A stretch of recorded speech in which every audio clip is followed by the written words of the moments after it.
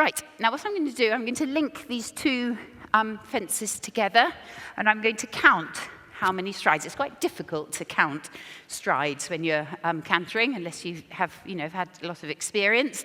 So I'm just going to count and see how many strides from one fence to the next. Shall I come around this way? So I'll come off the left rein first.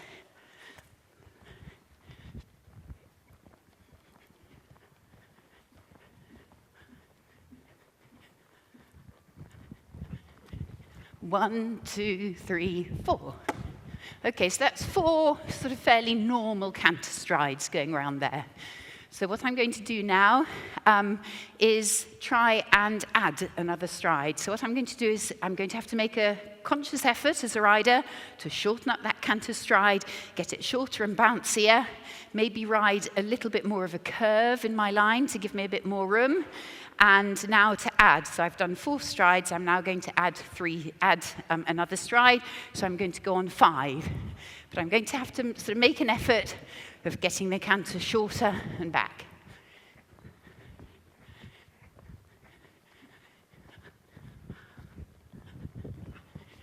One, two, three, 4, 5.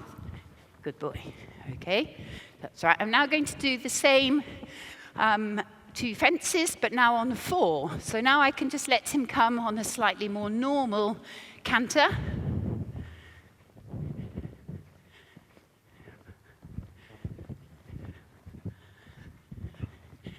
One, two, three, 4. Yeah, good boy. Okay, so that's nice 4. Now I'm going to go on 3. So to do 3, I'm going to have to open him up a little bit so he covers a bit more ground. Think of riding a more direct line.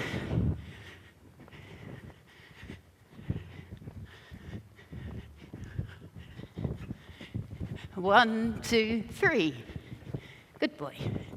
There we are. So I've done 5 strides, 4 strides, 3 strides. So, and he's done it very calmly, hasn't he? He's happy to come back for the 5. He didn't go wild when I asked for the 3. So a really good exercise for you all to practice, getting you effective as a rider and teaching the horse to listen to you and to learn to wait or to go nice and quietly, nice and smoothly without making a fuss. So then when you're riding around a course, you can easily adjust the stride a little bit without there being any problem. And that's how you can then ride a nice, smooth round from fence to fence, and it all looks easy because the adjustment is very minor you have to do to make sure they come on a good stride to a fence. And if the horse then does that adjustment with making, with accepting, with no fuss, then that makes the rounds nice and balanced, nice and easy, and therefore more chance of jumping that clear round that you're after. Right, okay, so then moving on to a bit more cross-country. I always, with the young horses at home, build this sort of pretend ditch in my arena. And this is just using feed bags, Bailey's horse feed bags, because they're my sponsor. Put poles on top so they don't fly away in the wind, and get your young horse to come and get over that ditch. Anyway, once you've got them going over it, what you want to then achieve is for them to come at a nice steady trot and pop it over with you as a rider with a loose rein, without pushing them on with your leg. You just sit there quietly. And if they then will still draw to those bags and pop over it, you know that they're totally relaxed about them. And ditches are frightening for horses. Ditches and water can be, quite scary for young horses at the start. So you do need to work away and get their confidence and their trust that it is perfectly right, that the water you're asking them to go through, it's not out of their depth, it's perfectly possible to go through, and that these ditches that we ask them to jump haven't got ghosts in the bottom that are going to scare them. So as far as the water, I would go down where I live in Devon. There's some friendly farmers around, which is lucky, and there's a lovely river running down the valley, and I know a few farmers who let me ride over their land, and I'll go down to the water, me on a young horse, somebody else on a more experienced horse, and just get this young horse going through an easy, shallow part of the river, following an older horse first. Then ask it to go in on its own, then, play around in the river on its own and start to clamber up the banks out of the river or slide down the banks into the river, and try to go to different parts of rivers. You have to look around. You've just got to be, sort of inventive yourself, and it's possible to do it. It's easy to think, oh well, I've got nowhere to go into a river. Well, have you phoned up all the farmers around or got to know people?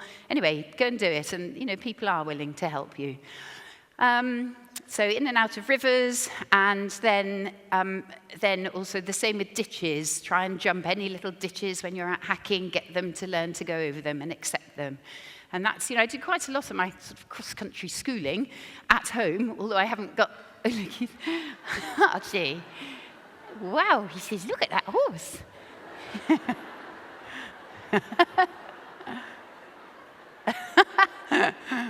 He hasn't seen that one yet. I wonder what made him suddenly spot that one. I can't remember where I was now. Oh yes, just jumping ditches again. I've got a ditch at home, down in the valley near the river that I jump a lot, and also going into the woods, clambering up and down banks. I've got no cross-country fences at home on my land, but I use natural, the natural surroundings. And I find with young horses, if they'll go into water, over ditches, that I've got that I can use in the area, that they'll jump round, get their show jumping good enough, jumping around up to sort of 1 meter 10, 1 meter 15 courses. Then I would take them just once or twice cross-country schooling to a proper place, proper schooling centre, just to give them a bit more of an idea. And then I feel they're ready then to go off and get competing. But, it's that preparation. You want to prepare them for the competitions, not just go to a competition and hope it's going to go right. I like to go to a competition knowing that, unless something really unlucky happens, is that the horse is going to go clear and enjoy himself. You want them to be, to learn to be confident and enjoy what they're doing. If you don't put the preparation in, don't practice these things, you can't expect them just to go well on the day. Right, going back to this ditch, now I'll just...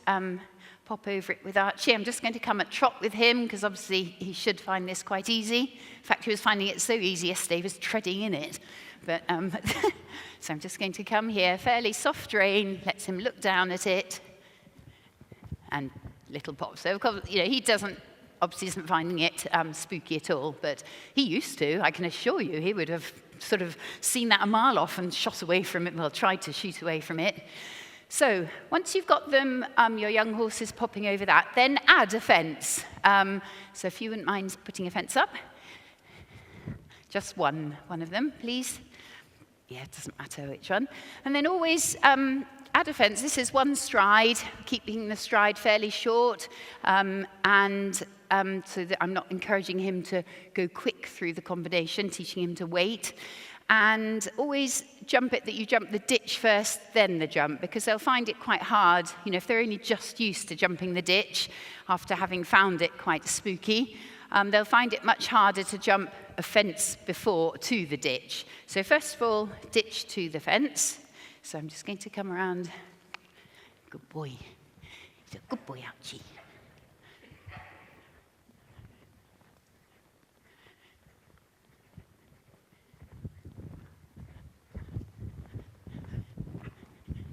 Okay, so ditch to the fence, one stride.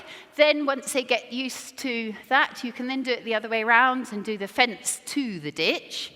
So I'll pop around this way. Keeping him, as I say, this sort of fence, you need to keep them on quite a shortish canter.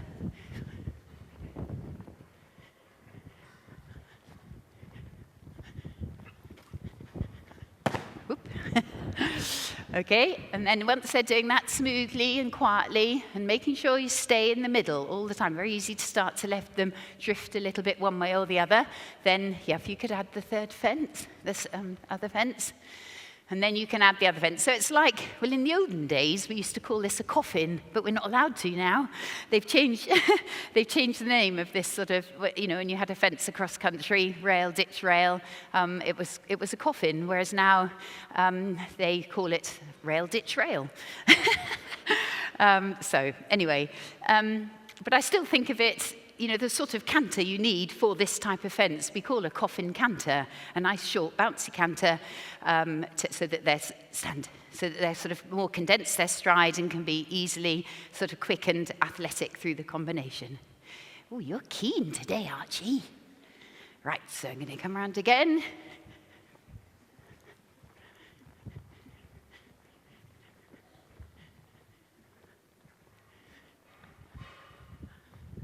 Steady. Steady.